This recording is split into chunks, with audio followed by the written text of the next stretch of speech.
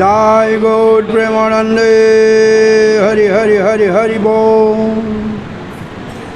ओम Vishnupad Paramhans परिवर्तिकाचार्य Shri Shrimad divine grace अभय चरणारविंद भक्ति वेदांत स्वामी श्री प्रभुपाद की। ओम विष्णुपाद परमहंस परिवर्तिकाचार्य श्री श्रीमद भक्ति सिद्धांत सरस्वती गोस्वामी महाराज श्री प्रभुपाद की। अनंत कोटि वैष्णववृंद की। रामाचार्य श्री हरिदास ठाकुर की। प्रेम से कहो श्री कृष्ण चैतन्य प्रभु नित्यानंद श्री अद्वैत गदाधर शिवासादि गौर भक्त वृंद की। श्री राधा कृष्ण श्याम कुंड राधा कुंड गिरी गोवर्धन की। ब्रजभूमि वृंदावन धाम की। मायापुर नवद्वीप धाम की। पुरुषोत्तम क्षेत्र जगन्नाथपुरी धाम की। गंगा जमुना मैया की। तुलसी देवी की। भक्ति देवी की। समवेत भक्त वृंद की। श्री प्रभुपाद की। सब कटे भक्तों की जय हरे कृष्णा। सब कटे भक्तों की जय हरे कृष्णा। सब कटे भक्तों की जय हरे कृष्णा। श्री श्री गुरुवन गौरंगा की जय। गौर प्रेमानंदे। नमो विष्णुपदाय कृष्ण पृष्ठाय भूतले श्रीमते भक्ति वेदांत स्वामी नामिने। नमस्ते सरस्वती देवे गौरवाणी प्रचारिणे निर्विशेष शून्यवादी पाश्चात्य देशतारिणे। गुरवे गौरचंद्राय राधिकाय तदालये कृष्णाय कृष्ण भक्ताय तद्भक्ताय नमो नमः। ओम नमो भगवते वासुदेवाय। ओम नमो भगवते वासुदेवाय। ओम नमो भगवते वासुदेवाय। नारायणं नमस्कृत्यं नरं चैव नरोत्तमं देवीं सरस्वतीं व्यासं ततो जयमुदीरये। नष्टप्रायेषु भद्रेषु नित्यं भागवत सेवया भगवती उत्तमश्लोकैर्भक्तिर्भवती नैष्टिकी। कृष्णाय वासुदेवाय देवकी नंदनाय च नंदगोपकुमाराय गोविंदाय नमो नमः। जय श्री कृष्ण चैतन्य प्रभु नित्यानंद श्री अद्वैत गदाधर शिवासादि गौर भक्त वृंद। हरे कृष्णा कृष्णा कृष्णा हरे हरे हरे राम राम राम हरे हरे। हरे कृष्णा। श्री श्री कृष्ण बलराम मंदिर इस्कॉन वृंदावन में प्रातः श्रीमद् भागवत के सत्संग में आप सबका हार्दिक स्वागत है। श्रीमद् भागवत महापुराण के 7वें स्कंद में 7वें अध्याय में प्रहलाद महाराज अपनी माता कयादु के गर्भ में भागवत धर्म का श्रवण किया।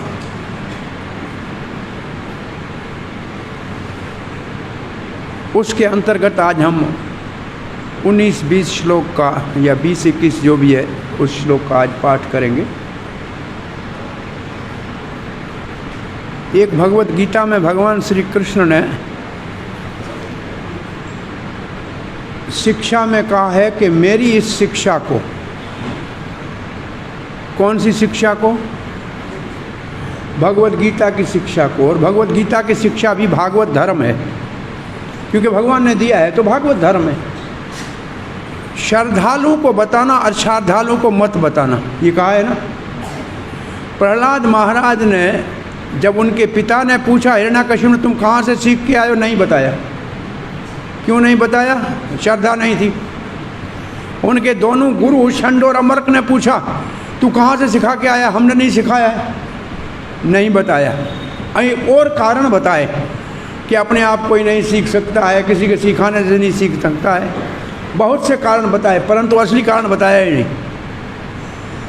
पर जब सहपाठियों ने प्रहलाद से पूछा कि हमारे गुरु ने तो नहीं पढ़ाया, आप कहाँ से सीख के आए हो, तब उनको बता दिया, क्योंकि वो श्रद्धालु थे। अभी तक वो बिगड़े नहीं थे। तो एक तो इससे ये सिद्धांत स्थापित होता है जो प्रहलाद महाराज की शिक्षा का महत्वपूर्ण है, कौमारम आचरेत धर्म भागवताम ई है। जब बच्चा 5 वर्ष का है ना, तभी उसको भागवत धर्म सिखा देना चाहिए, क्योंकि तब वो श्रद्धालु नहीं होता है, नास्तिक नहीं होता है, कामी नहीं होता है, ईर्ष्यालु नहीं होता है, उसमें ये सब दोष नहीं होते हैं। तो भागवत धर्म उस वक्त सिखाना चाहिए। अब हमारे पास ये प्रणाली समाप्त हो गई है, इसलिए भागवत धर्म उतना शक्तिशाली रूप से जो है विश्व में व्यापक नहीं है। प्रभुपाद ने इसलिए गुरुकुलों की स्थापना की कि बचपन से ये सिखाया जाए। ये बहुत बड़ी महत्वपूर्ण समाज के सुधारने के लिए या मानवता के नापदंडों को जो है मर्यादा में रखने के लिए अति आवश्यक है, परंतु ये इस वक्त बिगड़ा हुआ है। और दूसरा सिद्धांत स्थापित होता है, तो ये प्रहलाद महाराज ने अपने सहपाठियों को बता दिया मैं कहाँ से सीख के आया हूँ। उत्तर क्या दिया? भगवान नारायण के साक्षात शिष्य देव ऋषि नारद मेरे गुरु है। तो बच्चों ने कहा आपके गुरु वो कहाँ हैं? आप तो हमारी उम्र के हैं, हमारे साथ हैं, कहाँ आपको सिखाया, कब सिखाया? तो उन्होंने उत्तर क्या दिया कि मैं मेरी माता कयादु के गर्भ में था, मेरा पिता तपस्या करने चले गए थे और देवराज इंद्र मेरी माता का अपहरण करके और मुझ गर्भ स्थित शिशु का भ्रूण हत्या करना चाहते थे, लेकिन देवऋषि नारद ने परंतु मेरी रक्षा की। देवऋषि की कृपा से, इंद्र के कोप से मेरी रक्षा हो गई और मेरी माँ और मैं देवऋषि नारद के आश्रम में रहे। अब साधु के आश्रम में तो हरी कथा ही होती है, नारद जी और क्या करेंगे, कथा बताते थे। तो मेरी माँ भी सुनती थी, तो मेरी माँ सुनती थी तो मैं गर्भ में सुनता था। अब ये सूक्ष्म तत्व है बहुत। ये जो दिव्य ज्ञान है, जो भगवान का नाम है या दिव्य ज्ञान है, इसको कोई संसार की बाधा रोक नहीं सकती। और जीव आत्मा सच्चित आनंद है। ऐसा नहीं है जीव जब बच्चे में होता है तो उसमें ज्ञान होता है और जब बड़ा होता है तब ज्ञान होता है, ऐसा नहीं है। वो तो सच्चित आनंद है। अब हम तो तीसरे स्कंद भागवत में पढ़ते हैं कि जीव गर्भ में कोई भाग्यशाली जीव गर्भ में परमात्मा का दर्शन करके उसको प्रार्थना भी करते हैं। तो इसका मतलब उसको ज्ञान होता है ना। तो वो बच्चा प्रहलाद कहता है मैं मेरी माँ के गर्भ में जो देवऋषि नारद ने भागवत उपदेश दिया वो मैंने सब सीख लिया। मेरी माता एक तो स्त्री के नाते और दूसरा अब असुर कुल में वो उसको जो सेवाएं करनी पड़ रही है मेरे पिता की और समाज की, इसलिए उनको तो इसकी विस्मृति हो गई, भूल गई। इसका अर्थ ये है कि दिव्य ज्ञान प्राप्त हो और भक्तों के संग में न रहे और उसका साधन में न लाए तो वो भूल जाता है। परंतु मेरे को नहीं भूला, भूल सकता था लेकिन मेरे को भूला नहीं। अभी तो मैं बच्चा ही हूँ, अभी तो मेरे को याद ही है। तो दूसरी शिक्षा जो इससे बहुत महत्वपूर्ण ग्रहण करनी चाहिए और विशेष रूप से हमारी जो नवयुवतियाँ बालकियाँ हैं जिनका विवाह होता है,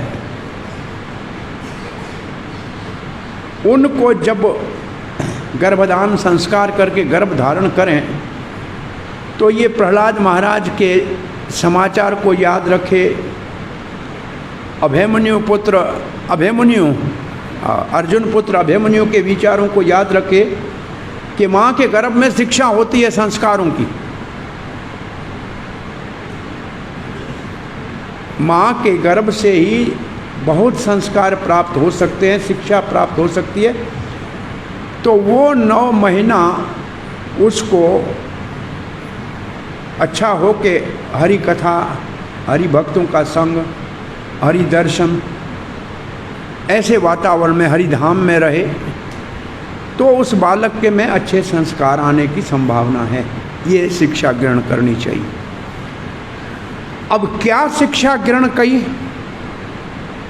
तो उसमें कल आपने सुना था विशेष रूप से आत्मा शरीर से अलग है। जैसे पेड़ के फल आदि चले जाते हैं, पेड़ रहता है। भाई फूल निकलते समय में पत्ते निकलते हैं, फल निकलता है, वो चला जाता है, पेड़ रहता है। ऐसे आत्मा रहती है, शरीर जो है बदलते रहते हैं। एक उदाहरण ये दिया हुआ, कल ये उदाहरण था ना। हाँ जी, कोई आया था कल के नहीं आया था? कल ये उदाहरण था। आज 2 श्लोकों में प्रहलाद महाराज देवऋषि नारद की भागवत धर्म की शिक्षा में 12 लक्षण जो आत्मा के भी है और परमात्मा के भी है,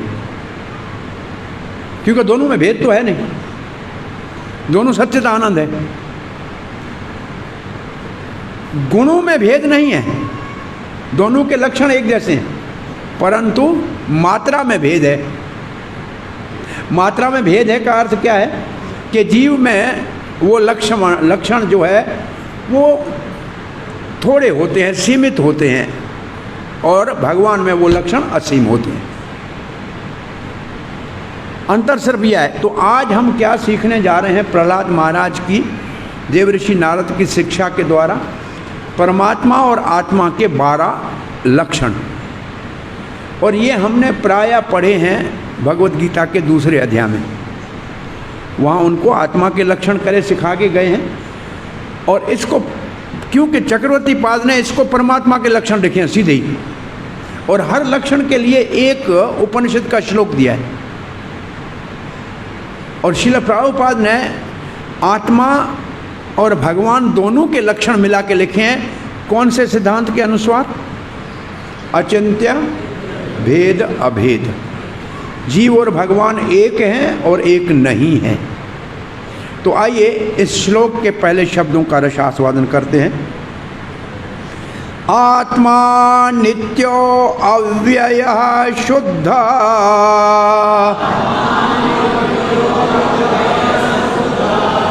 एक क्षेत्रज्ञ आश्रयः अविकार्यः स्वदृक् हेतो व्यापको असंज्ञ अनावृतः एते 12 भी विद्वान् आत्मनो लक्षणैः परैः अहं ममेति असत् भावम् देहादौ मोहजम त्यज्ये। आत्मा नित्य अव्यय शुद्ध एक क्षेत्रज्ञाश्रयः अविकार्यः स्वदृक् हेतो व्यापको असंज्ञ अनावृतः एता 12 भी विद्वान् आत्मनो लक्षणैः परैः अहं मम एति असद्भावम् देहादौ मोहजं त्यजेत्। आवृत्ति कीजिए।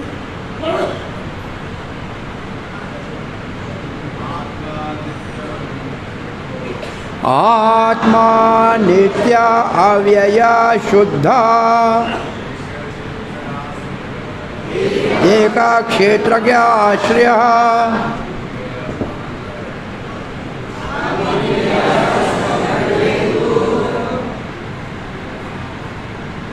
व्यापको असंगः अनावृतः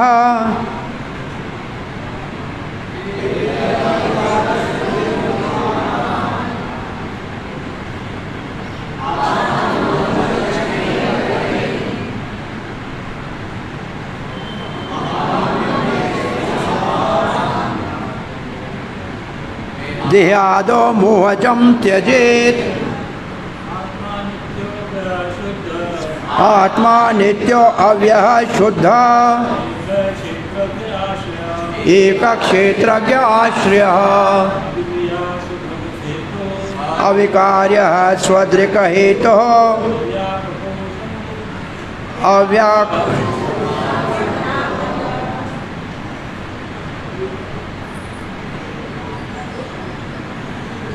माता जी,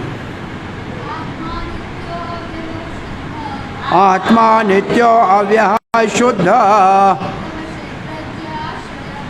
एक क्षेत्रज्ञ आश्रय अविकार्य हेतु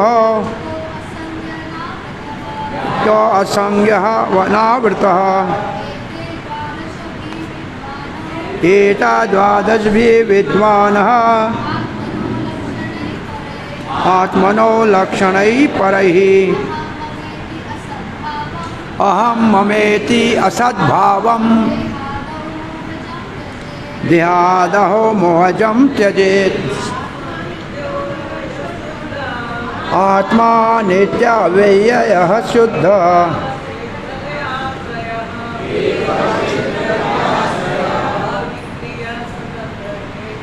अविक्रियः स्वदृग हेतु व्यापको असंज्ञ अनावृतः।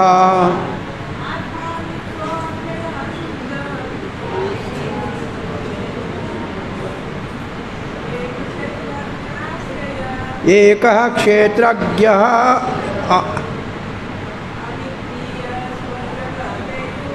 अविकार्यो स्वदृक् हेतु व्यापको असंग अनावृतः।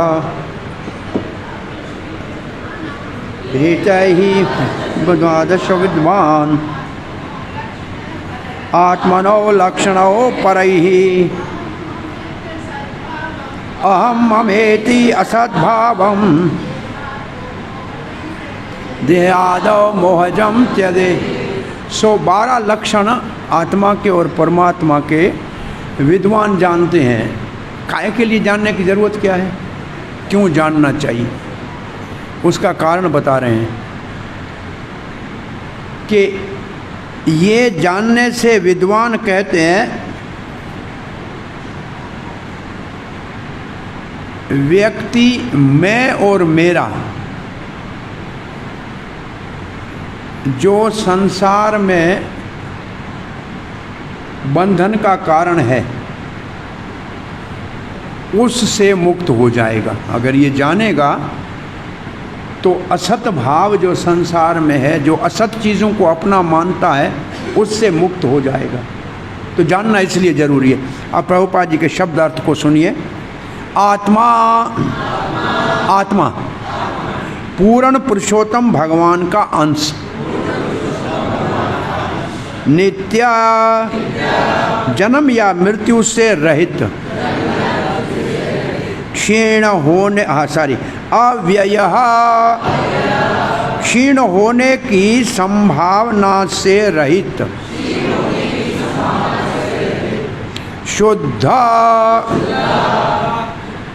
आसक्ति तथा वृत्ति के भौतिक कलमश से रहित। तो हम अगर शुद्ध होंगे तो क्या होना चाहिए हमें? आसक्ति, और आसक्ति के साथ दूसरा शब्द क्या है? वृत्ति। आसक्ति और वृत्ति से मुक्त। आसक्ति को राग कहते हैं, वृत्ति को असल में ये है राग और द्वेष। सही माना में इसके लिए शब्द है राग द्वेष से मुक्त। शुद्ध वो है जो राग द्वेष से मुक्त है।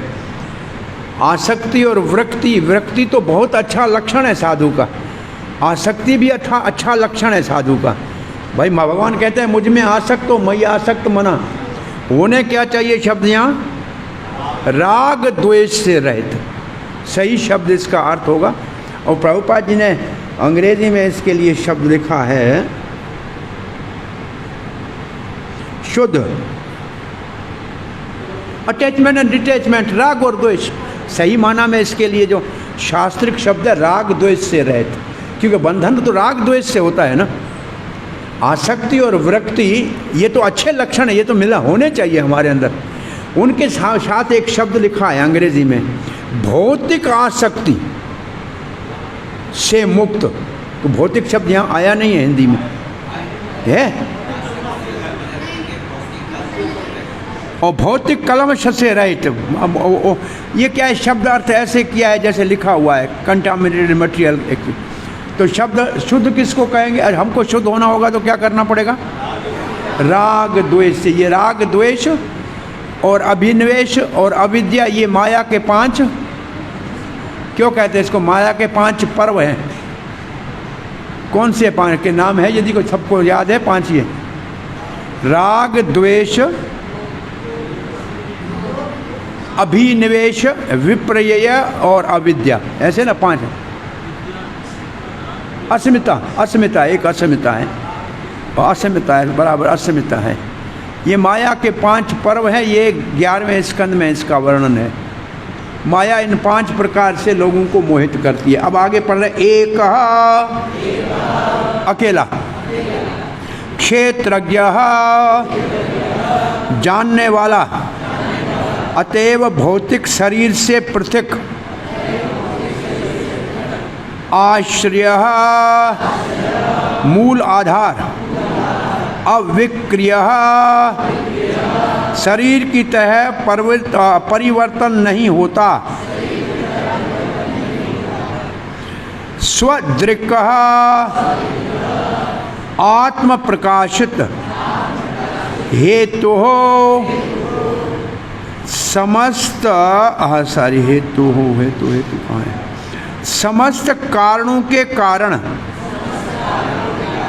व्यापक चेतना के रूप में शरीर में फैला हुआ, असंगी शरीर पर आश्रित न रहकर एक शरीर से दूसरे में देहांतर करने के लिए मुक्त, अनावृत भौतिक कलमश के द्वारा आच्छादित नहीं, एतही इन सबों के द्वारा, द्वादश भी 12 विद्वान व्यक्ति जो मूर्ख नहीं है, अपितु वस्तु के यथारूप से परिचित है, आत्मनः आत्मा के लक्षणों से, परैहि दिव्य, अहम मैं ये शरीर हूँ, ममा मेरा, इस शरीर से संबंधित प्रत्येक वस्तु मेरी है, इति इस प्रकार असत्य भावम जीव की मिथ्या धारणा, देह आदौ अपनी पहचान, भौतिक देह से और फिर अपनी पत्नी, संतान, परिवार या जाति, राष्ट्र इत्यादि से करना, मोहजम मोह ज्ञान से उत्पन्न, मोहमय ज्ञान से उत्पन्न, त्यजेता त्याग देना चाहिए। तो 12 लक्षण आत्मा के, इसमें आप सबको अर्थ समझ में आया अच्छी तरह से। आत्मा नित्य अव्यय शुद्ध एक क्षेत्रज्ञ आश्रय अविक्रिय स्वदृक् हेतु, और फिर क्या है? व्यापक और असंग और अनावृत। लिख लो ये 12, कोई कागज़ पेन हो ना, याद कर लो। ये याद नहीं होंगे, बाहर निकलते ही भूल जाएंगे। ये असल में हमारा अपना धन ये है, हमारी पहचान ये है। अगर आपसे कोई बाहर जाओ और पूछे कि आपका नाम क्या है, और आपको मेरा नाम क्या है, तो लोग कहेंगे पागल है। और ये आपका नाम है पूरा लंबा चौड़ा। आप कौन है? बोला मैं आत्मा हूँ, मैं नित्य हूँ, मैं अव्यय हूँ, मैं शुद्ध हूँ, मैं एक हूँ, मैं क्षेत्रज्ञ हूँ। ये आपको अगर नहीं आता है तो फिर आपको क्या कहना चाहिए? विद्वान नहीं है। विद्वान के लिए प्रभुपाद ने क्या शब्द लिखा है? जो मूर्ख नहीं है। इसका मतलब अगर ये नहीं आते हैं तो हम क्या हैं?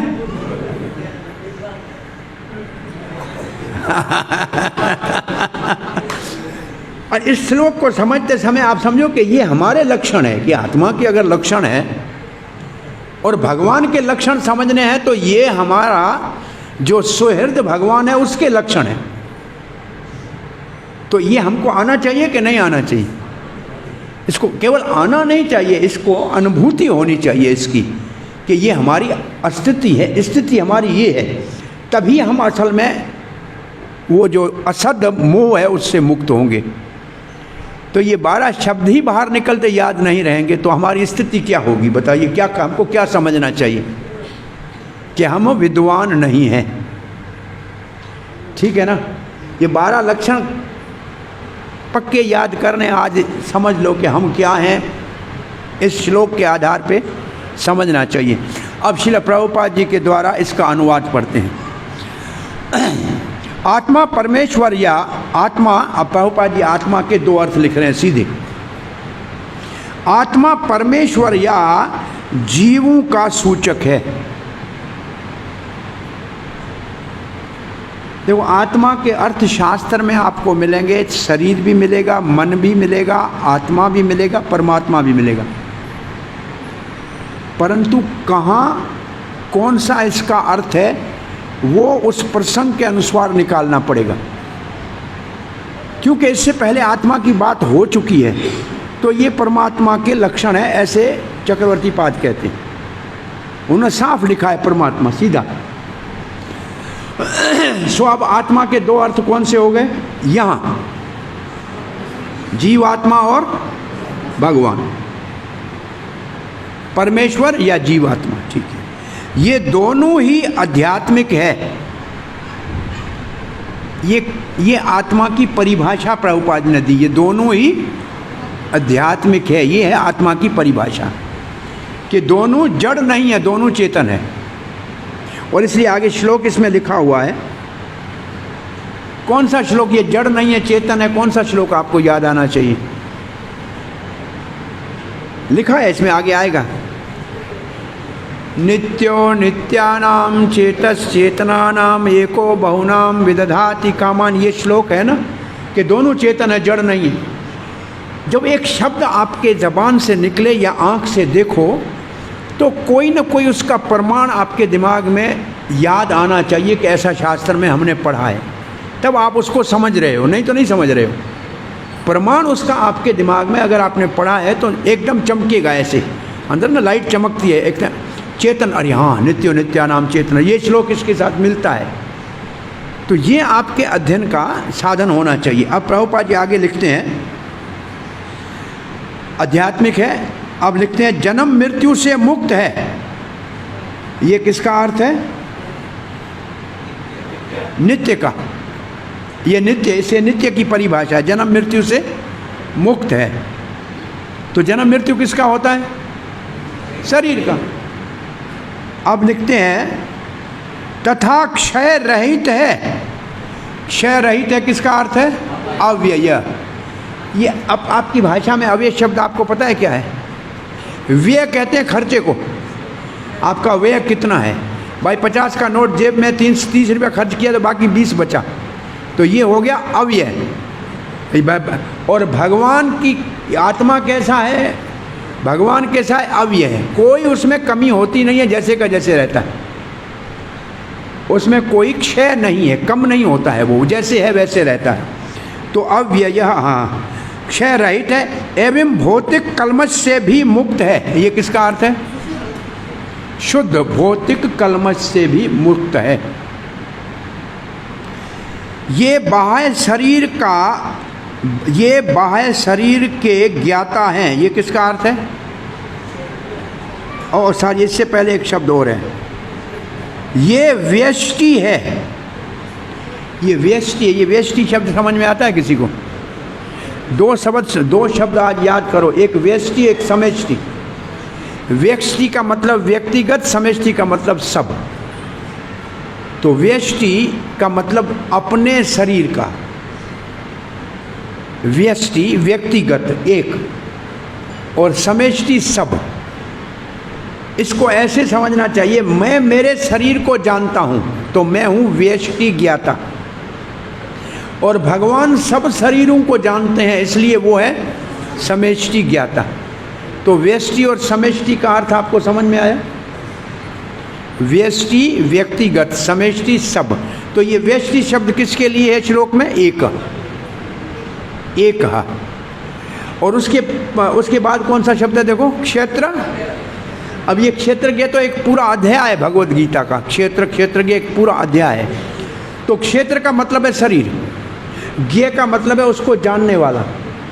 और भागवत में लिखा है क्षेत्रज्ञ दो हैं, और गीता में क्षेत्रज्ञ दो हैं। मालूम है ना? क्षेत्रज्ञ दो हैं, एक जीवात्मा, एक परमात्मा। दोनों क्षेत्रज्ञ हैं। जीवात्मा अपने क्षेत्र का समाचार जानता है, परमात्मा सब क्षेत्रों का जानता है। तो यहाँ एक का अर्थ क्या लिखा है? व्यष्टि। क्या लिखा है? व्यष्टि। अंग्रेजी में देख लो, एक।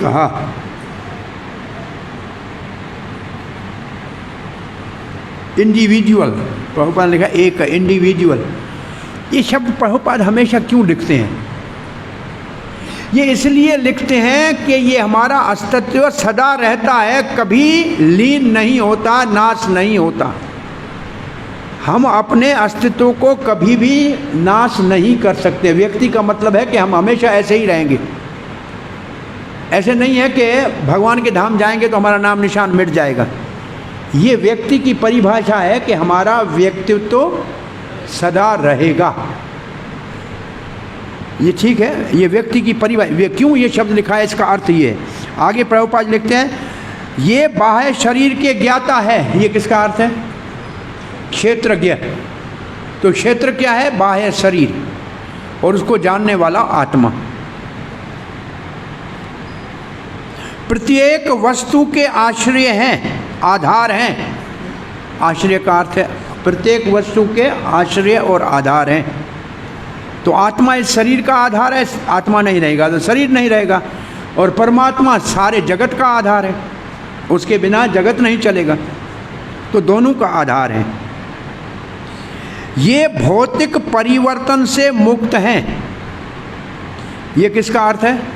अविकार्य। तो भौतिक परिवर्तन कौन से होते हैं? 6 परिवर्तन शरीर में होते हैं। मालूम है? 6 परिवर्तन शरीर में होते हैं। अच्छा, 6 शरीर में 6 परिवर्तन होते हैं, पर इस टेबल में 6 परिवर्तन नहीं होते हैं। ये जड़ है, शरीर भी जड़ है। ये वो एक अंतर है। इसके लिए कौन सा शब्द है?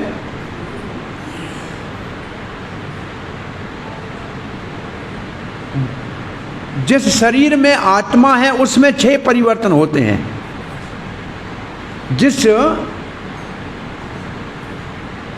जिस जड़ वस्तु में आत्मा का प्रवेश है उसमें 6 परिवर्तन, और जिस जड़ वस्तु में आत्मा नहीं है उनमें केवल 3 परिवर्तन। दोनों में अंतर ये है। अब ये टेबल है, इसको बनाया, थोड़े दिन रहेगा फिर टूट जाएगा। ये बच्चे नहीं पैदा करेगा? करेगा? टेबल अपने आप से कुछ और पैदा करेगा? नहीं करेगा। तो 6 परिवर्तन उसमें होते हैं जिसमें आत्मा है, और नहीं तो सामान्य भौतिक पदार्थ में 3 ही परिवर्तन होते हैं, बनता है, रहता है और टूटता है। तो ये दोनों में अंतर है। देहधारी जो शरीर, अंग्रेजी में इसको कहते हैं एनसोल्ड बॉडी, जिसमें आत्मा है उसमें 6 परिवर्तन है, परंतु जिसमें आत्मा नहीं है उसमें केवल 3 ही परिवर्तन है। ये दोनों में अंतर है। वैसे 6 परिवर्तन शरीर में होते हैं क्योंकि आत्मा है। जिस छोटा बच्चा जन्म ले और आत्मा निकल जाए तो उसमें 6 परिवर्तन होंगे? वो बड़ा होगा, बच्चे पैदा करेगा? नहीं करेगा। तो आत्मा है तब 6 परिवर्तन, नहीं तो 3। अब आगे लिखा है, ये आत्मा, ये आत्मा प्रकाशित है, ये समस्त, ये आत्मा प्रकाशत है, ये किसका अर्थ है? स्वयं दृक्, स्वदृक्।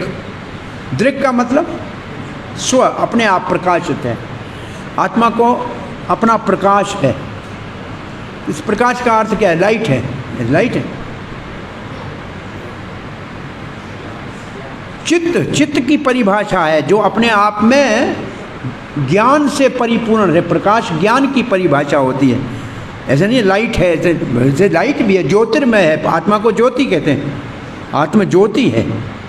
तो स्वयं प्रकाश होता है, किसी और के प्रकाश की जरूरत नहीं। और फिर क्या लिखा है? ये समस्त कारणों का कारण है। हेतु, ये समस्त कारणों का कारण है। आत्मा शरीर में सारे कारणों का कारण है और परमात्मा जगत में सारे कारणों का कारण है, तथा सर्वव्यापी है। ये किसका अर्थ है? व्यापक, सर्वव्यापी है। इन्हीं भौतिक शरीर से कोई सरोकार नहीं रहता। इस असंगी, इसको भौतिक शरीर से कोई क्या नहीं रहता? कोई सरोकार नहीं रहता। भौतिक शरीर को छोड़ के चला जाता है, आत्मा चला जाता है, तो कोई उससे लेना देना नहीं है। इतने साल, 50 साल शरीर में रहा, 80 साल गया, निकल गया तो देखता ही नहीं है पीछे उसको। हाँ, कोई उसमें आसक्ति नहीं, बिल्कुल आसक्ति नहीं। और फिर लिखा है, अतएव ये सदैव उन्मुक्त रहता है। ये किसका अर्थ है? अनावृत। अनावृत क्या है? लास्ट शब्द क्या है? हाँ, वो अनावृत का अर्थ है। जैसे भौतिक शरीर से कोई सरोकार नहीं रहता, अतएव ये सदैव उन्मुक्त रहते हैं। उन्मुक्त रहते का मतलब सदैव उन्मुक्त रहते हैं। ये किस शब्द का अर्थ है? असंग के बाद अनावृत। अनावृत किसी से क्या, वो शब्द अर्थ में क्या है अनावृत का? आच्छादित नहीं। इसके लिए यहाँ लिखा है, अतएव ये सदैव उन्मुक्त रहता है। उन्मुक्त का क्या अर्थ है हिंदी में? उन्मुक्त रहता है। उन्मुक्त क्या है?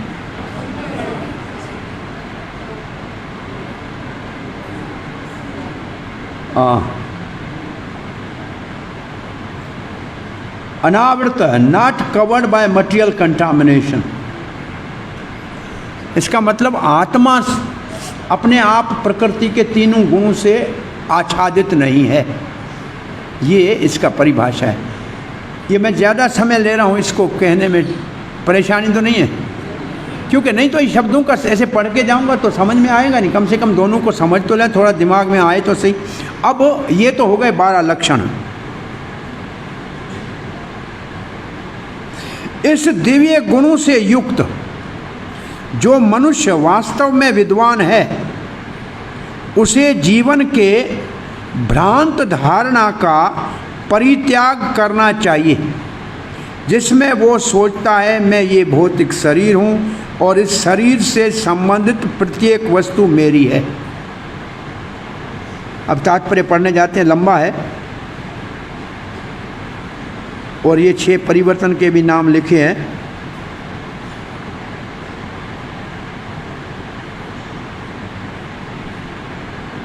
तात्पर्य पढ़ने जा रहे हैं, ठीक है। भगवत गीता के 15:7 में कहा गया है। 15:7 में क्या कहा गया बोलिए? ममैवंश जीवलोके जीवभूत सनातन मनशिष्टानि प्रकृति स्थानि करिष्यति। तो इससे प्रभुपाद जी क्या कहना चाहते हैं? सारे जीव मेरे अंश हैं, अतएव सारे जीव गुणात्मिक रूप से पूर्ण पुरुषोत्तम भगवान के ही समान हैं। इसका अर्थ क्या है? क्योंकि जिसके अंश है उसके सारे गुण उसमें है। पर क्या शब्द लिखा है? गुणात्मिक रूप से। इसका मतलब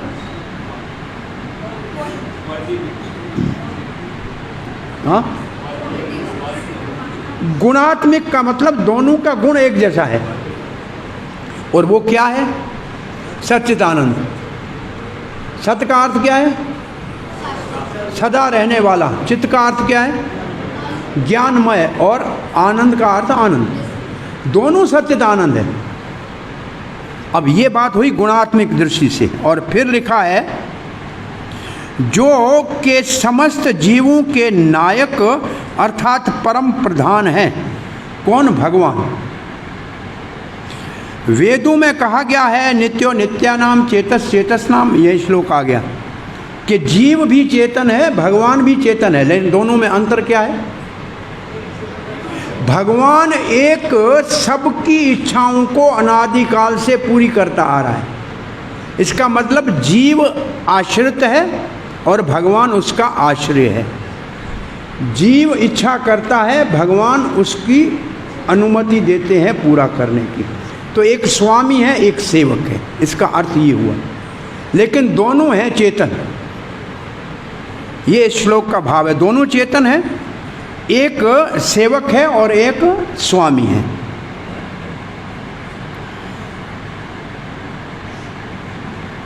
भगवान प्रधान जीव है, आधीन जीवों के नायक हैं। प्रधान जीव है, आधीन जीवों के नायक का क्या अर्थ हुआ? वो प्रधान है का मतलब स्वामी है, और अन्य जीवों का नायक है का इसका मतलब जीव सेवक हैं और वो स्वामी हैं। चूंकि सारे जीव ईश्वर के प्रतिरूप या अंश हैं, अतएव उनके गुण परमेश्वर के गुणों से भिन्न नहीं होते। जीव के गुण भगवान जैसे होते हैं, जिस प्रकार समुद्र के एक बूंद की रासायनिक संचाह संरचना स्वयं विशाल समुद्र जैसी होती है। ये उदाहरण दे रहे हैं प्रभुपाद जी। एक समुद्र के बूंद में देखो कि नमक कितना है, और 80% है, तो सारे समुद्र में 80%। तो इस दृष्टि से दोनों में कोई अंतर नहीं है। और फिर ये उदाहरण हो गया। अब इसकी बात को आगे प्रभुपाद जी कहते हैं, इस तरह गुण में एकत्व किंतु मात्रा में अंतर होता है। अब इसका अर्थ क्या हुआ भाई? आपके घर में गंगा जल पड़ा है छोटी सी बोतल में, और हरिद्वार में भी गंगा बह रही है, तो आप उसको भी गंगा जल कहेंगे, उसको ही कहेंगे। दोनों में अंतर है कि नहीं है? आपके घर का गंगा जल गंगा का काम करेगा, परंतु उसके अंदर आप डुबकी नहीं लगा सकते, उसके अंदर मछलियां नहीं तैर सकती, उसके अंदर नाव नहीं चल सकती। तो दोनों में अंतर है ना। ऐसे ही जीव गुण ऐसे ही है, लेकिन है बेचारा अणु कि क्या है, और भगवान के भी गुण वही है, लेकिन वो क्या है? विभू। तो एक अणु एक विभू। तो मात्रा में अंतर है, गुणों में अंतर नहीं है।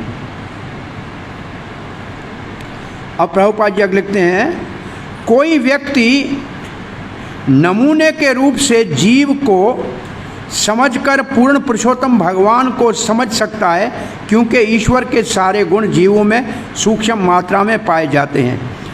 वैसे तो एकत्व होता है, किंतु ईश्वर महान है, जबकि जीव अत्यंत क्षुद्र है। अणोरण्यम महतो मह्यम, कठोपनिषद का श्लोक है। अब यहाँ इस लाइन में प्रभुपाद ने क्या हमको समझाया? क्या बोला है? हाँ जी, अपने आप को समझने से ईश्वर को समझ सकते हैं। इसको लिख के इसको कहते हैं जो खंडे सो ब्रह्मांडे। जो पिंड में है वो ब्रह्मांड में है, जो हमारे अंदर है वो सारी दुनिया में वही है। तो अपने आप से भगवान को समझा जा सकता है। इसका मतलब दोनों में एकता है, परंतु ये एकता बराबर की नहीं है। उसके लिए दो शब्द कौन से लिखे हैं? भगवान क्या है, हम क्या हैं? हम शूद्र हैं, भगवान महान है। सारे जीव परमाणु से भी छोटे हैं, किंतु ईश्वर महानतम से भी महान है। महानता संबंधी हमारी धारणा को आकाश द्वारा व्यक्त किया जाए। बड़ा किसको हम दुनिया में मानते हैं? ओ आकाश बहुत बड़ा है, ये आकाश सबसे बड़ा है ना, हम ऊपर देखते हैं तो। परंतु भगवान इस आकाश से भी अनंत गुना बड़े हैं। तो कितने भगवान बड़े हैं इसकी कोई हम गणना नहीं कर सकते हैं। क्योंकि हम आकाश को असीम रूप से विशाल मानते हैं, किंतु ईश्वर आकाश से भी विशाल है। इसी प्रकार हमें ज्ञात है कि सारे जीव अणु से भी छोटे आकार वाले आकार में बाल की नोक के 10,000 भाग के तुल्य, फिर भी जीव तथा पूर्ण पुरुषोत्तम भगवान दोनों में समस्त कारणों के परम कारण होने का गुण पाया जाता है। इसका मतलब क्या, इतना छोटा जीव है, इतना छोटा जीव है, लेकिन इतने बड़े शरीर को, हाथी के शरीर को चला रहा है, उसके अंदर जितने कार्य होते हैं सारा कर रहा है, क्योंकि भगवान सब कारणों का कारण है, तो जीव अपने शरीर के सारे कारणों का कारण है। तो ये प्रभुपाद जी हेतु की परिभाषा लिख रहे हैं जो ऊपर है। निस्संदेह जीव की उपस्थिति के कारण ही शरीर का अस्तित्व है और उसमें परिवर्तन होते रहते हैं। इसी प्रकार इस ब्रह्मांड के भीतर परमेश्वर के होने से ही भौतिक नियमों द्वारा नियंत्रित परिवर्तन घटित होते रहते हैं। शरीर में आत्मा है तो शरीर उठता है, बैठता है, खाता है, चलता है। ब्रह्मांड में आत्मा है इसलिए ऋतुएं बदलती हैं, सूर्य उगता है। ये सब किसके आज्ञा? ये वेदों का श्लोक है। सूर्य मेरे भय से उगता है, चंद्रमा मेरे भय से रोशनी देता है, पृथ्वी अपनी जगह पे। तो ये संसार चलता है परमात्मा के कारण और शरीर चलता है आत्मा के कारण। तो अपने को समझ के भगवान को समझना है, उसी की परिभाषा है। एक शब्द महत्वपूर्ण है, जैसे कि भगवत गीता में 9:4 में बताया है। 9:4 क्या है? मैं सब में हूँ, सब मुझ में है। तो भगवान और भगवान की शक्तियों में कोई अंतर नहीं है, इसलिए भगवान एक है। तो एक की परिभाषा ये है, हाँ, मत स्थानी सर्वभूतानि न चाहम तेषुम अवस्थितः। प्रत्येक वस्तु चाहे भौतिक हो चाहे अथवा आध्यात्मिक हो, जिसमें पृथ्वी, जलवायु, आकाश, अग्नि जो भी है और जीव समस्त आत्मा के पद पर स्थित है। यद्यपि प्रत्येक वस्तु पूर्ण पुरुषोत्तम भगवान से उद्भूत है, किंतु कोई ये नहीं सोचे कि परम भगवान किसी अन्य वस्तु पर निर्भर है। इसका अर्थ है भगवान से सब निकलता है, लेकिन ऐसा नहीं है कि भगवान उनके आधार पे जी रहे हैं। भगवान परम स्वतंत्र है।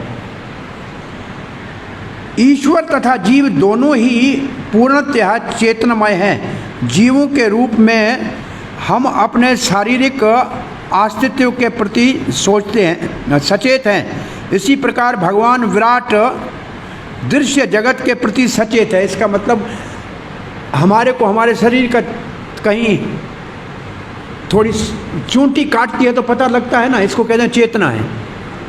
ऐसे सारे ब्रह्मांड में कोई घटित होता है तो भगवान उसके चेतन है।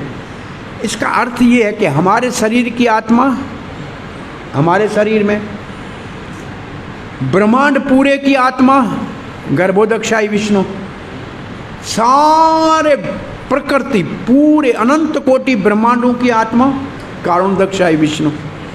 तो हर एक छोटे छोटे से लेके बड़े तक सबकी अंदर चेतन है, तब काम कर रहा है। चेतन नहीं होगा तो काम नहीं होगा। और अब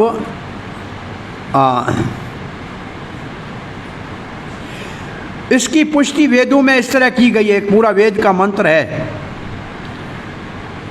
यस्मिन् धीहो पृथ्वी चांतरिक्षं विज्ञातराम अधिकेन विजानीयात। ये पूरा मंत्र है। इसका अर्थ है ये सारे वैदिक आदेश सिद्ध करते हैं कि पूर्ण पुरुषोत्तम भगवान तथा लघु आत्मा दोनों व्यष्टि हैं। इसका अर्थ क्या हुआ बताया ना पहले। व्यष्टि क्या मतलब? व्यक्ति हैं, वो अलग है, वो अलग है, दोनों व्यक्ति हैं। ये क्यों प्रभुपाद जी जोर दे के बार बार बता रहे हैं? क्योंकि एक सारे संसार में ज्ञानी लोग कहते हैं आत्मा परमात्मा एक है और मिल जाएंगे बस। जैसे पानी के समुद्र में नदी मिल गई, एक हो गया। इसका खंडन कैसे करते हैं प्रभुपाद जी? इसका खंडन कैसे करते हैं? अरे समुद्र में 9 लाख जलचर आनंद ले रहे हैं, वो समुद्र बन गए क्या? मगरमच्छ समुद्र बन गया क्या? जंगल में समुद्र मौज ले रहा है कि नहीं ले रहा है? तो समुद्र में 9 लाख जीव रह रहे हैं, तो हम नदी की तरह क्यों मिल जाएं? हम उसके अंदर 9 लाख जीव बन के क्यों नहीं रह सकते? तो दोनों एक नहीं है, एक नहीं होते हैं। और दूसरा, इसका खंडन कैसे करते हैं? अगर तुम नदी और समुद्र में एक हो गई, कल फिर गर्मी में मई जून में सूरज तपेगा, फिर तुम्हारा पानी ऊपर जाएगा बूंद, इसका मतलब फिर तुम बरसात के रूप में मिट्टी में मिलोगे आकर, तो एक कहाँ हुए तुम? फिर तुम्हारे को दोबारा होना पड़ेगा ना। एक हलवाई था, उसके दुकान में बड़ी रबड़ी घोटी जा रही थी, तो 2 चूंटे थे। उसने बोला रबड़ी खाने चलेंगे। एक ने कहा देखो बहुत आग के ऊपर चढ़ा हुआ है, इसके अंदर गए जाएंगे तो पिस जाएंगे, इधर बैठे हैं, ये जो हिला रहा है ना, तो कोई तो नीचे गिरेगी बूंद, उसी को खा के मजा लेंगे। तो एक चूंटा तो दूर बैठा था, जो गिरे उसको खा। एक बोला नहीं इसमें मजा नहीं आ रहा, मैं अंदर जा रहा हूँ। वो कूद के अंदर पड़ा, घिसा गया, नाम ही निशान नहीं रहा। तो उसने कुछ मजा लिया क्या? अपना नाम निशान मिटाया, कुछ सुख मिला क्या? नहीं। जो चूंटी बाहर बैठी थी वो तो खा के मौज कर रही थी, एक एक जो गिर रहा था उतना ही बहुत है। जो अंदर गई उसने अपना नाम निशान मिटा दिया। तो ये जो ब्रह्मलीन वाले हैं, ये कढ़ाई के अंदर माथा डालते हैं। अब क्या खाया क्या कुछ? हा? अरे उसको ही दो, कोई और खा जाएगा, उसको बेचारे किसी वैष्णव कोई अवैष्णव बना देगा, मूर्ख। तो ये गलत हो गया ना, धारणा गलत हो गई ना। तो प्रभुपाद जी यहाँ वैष्णवी शब्द लिखने का परिभाषा ये है। अब 2 मिनट मेरे को पढ़ना पड़ेगा, इस आज का तात्पर्य पूरा करना है, आप रुकिएगा मुझे। हाँ, दोनों व्यष्टि हैं, एक महान है दूसरा क्षुद्र है, किंतु दोनों ही समस्त कारणों के कारण है। दैहिक रूप से सीमित किंतु वैश्विक दृष्टि से असीम। इसका मतलब वैश्विक दृष्टि क्या है? देह दृष्टि से सीमित। और क्या अर्थ है इसका? देखिए मेरे को हिंदी आती नहीं, मैं हूँ क्या कर सकता हूँ। हाँ, क्या लिखा है? दोनों क्या है? और अंग्रेजी में बहुत मुश्किल, अंग्रेजी में बहुत लिखा है मुश्किल। Both of them are cause of, ठीक है, the corporeally limited and universally unlimited. अब ये अंग्रेजी इतनी मुश्किल है, हिंदी वाला कहाँ सीधा करेगा? है कोई विद्वान अंग्रेजी का समझेगा? The corporally limited and universally unlimited. Corporally limited और यूनिवर्सली अनलिमिटेड। हमको नहीं समझ में आया, यहाँ हिंदी में और समझ में नहीं आता। देखो क्या लिखा, देहिक रूप से सीमित किंतु वैश्विक दृष्टि से असीमित। इसका कोई समझा सकता है ये क्या है? ये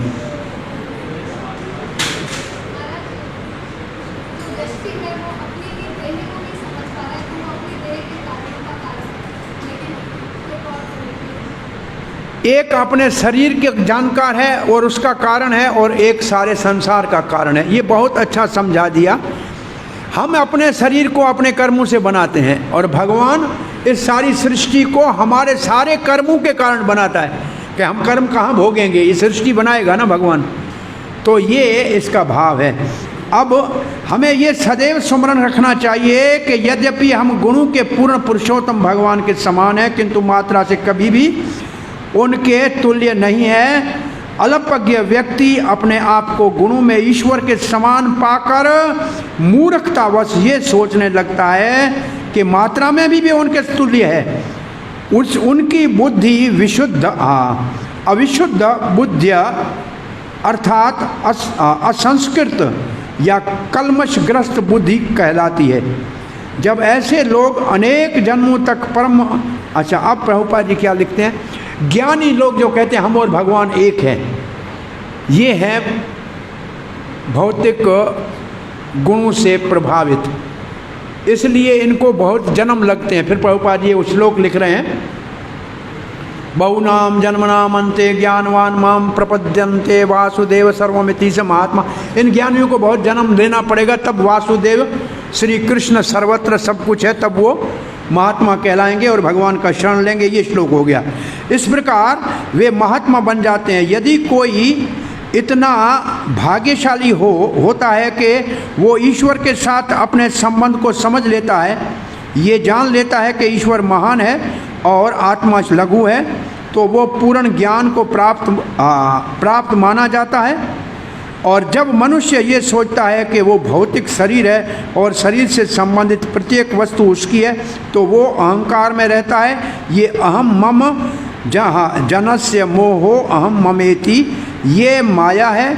इसे अपनी भ्रांत धारणा त्याग कर हर एक वस्तु से पूर्णतः अवगत हो जाना चाहिए। हो गया। तात्पर्य पूरा हो गया, लेकिन हम में से कोई मैं मेरा नहीं छोड़ेगा। एक व्यक्ति के घर में किसी के छत से पानी गिरता था बरसात में। छत मेरी और यहाँ घर आपका, आपके घर में पानी गिरता था, तो घर में खड्डा हो गया। उसने पंचायत को इकट्ठा किया कि देखो इसके घर का पानी का नाला मेरे बरसात में गिरता है, मेरे सारा फर्श टूट गया है। पंचायत ने कहा तुम्हारा पानी इसमें गिरता है? बोला हाँ गिरता है। बोला इसका फर्श टूटता है? बोला हाँ टूटता है। बोला फिर तुम नाला बदलो। बोला आप पंच परमेश्वर हो, जो कहोगे मानूंगा, जैसे आज्ञा करोगे ऐसे करूँगा, और जो कुछ कहना हो, लेकिन नाला यहीं बहेगा। और हमारा ये हाल है, इतने सारा सुनने के बाद भी मैं मेरा नहीं जाएगा।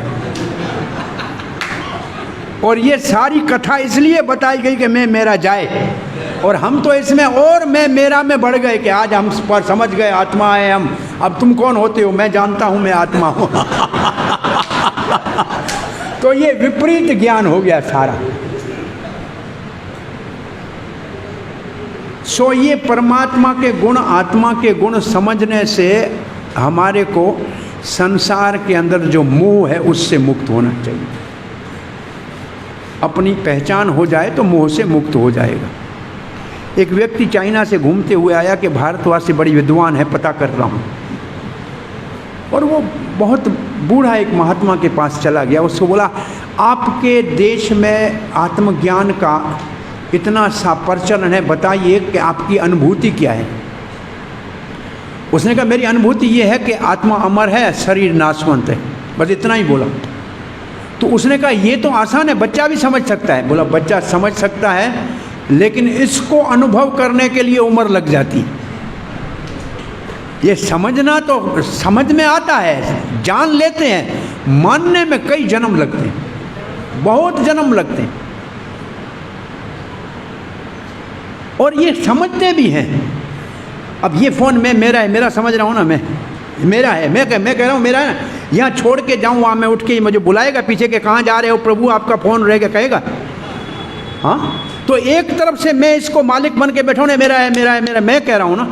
तो दुनिया की जड़ चीज़ों को मेरा मेरा मानने की मूर्खता हम कर रहे हैं। ये तो हमको जानते भी नहीं है, जानते हैं क्या?